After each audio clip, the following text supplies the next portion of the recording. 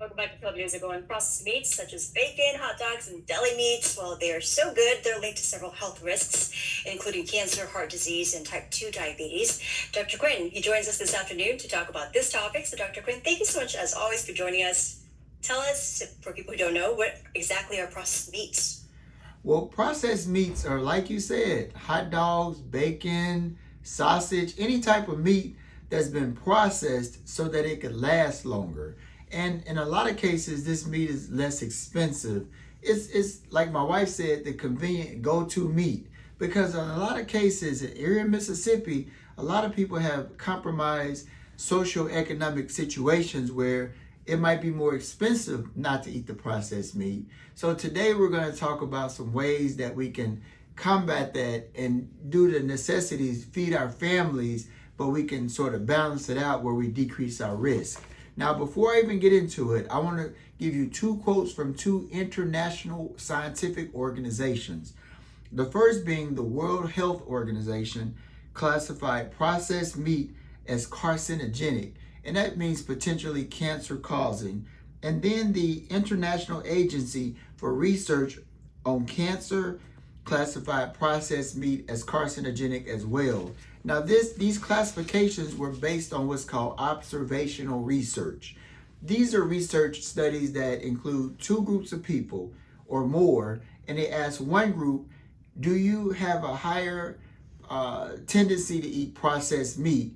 And then the other group, do you have a higher tendency? One group says yes, the other group says no. But what they noticed in these research outcomes was the group that overwhelmingly said yes had a higher incidence of colorectal cancer, and the group that said no had a lower incidence. Now, this is not cause-effect research, which is much more effective.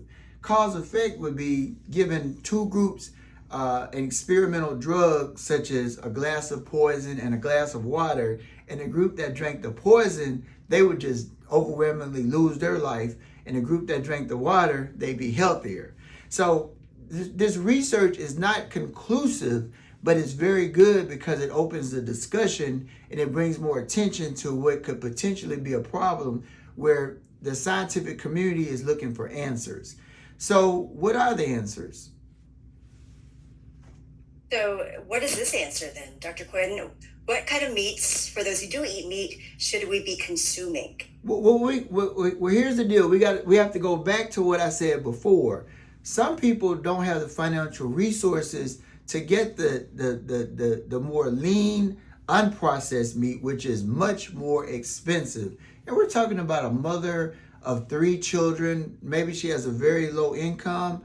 She might have to just do hot dogs for the evening. But part of the solution is to try to have it as balanced as possible. Maybe add some fruit, some vegetables, something with a lot of fiber in it, like beans. Try to mix it up. And the kids are going to be like, I don't want that. But at the end of the day, the parent makes the decision. So let's become parents and give our children as balanced meals, as healthy as possible. And that'll guarantee that as they grow older, they'll have less risk for cancer and they'll have lifestyle ways that are in their best interest. All right, got to think about that portion control. Mm-hmm. Okay, Dr. Quinn, thank you so much for joining us. As always, we have run out of time. So,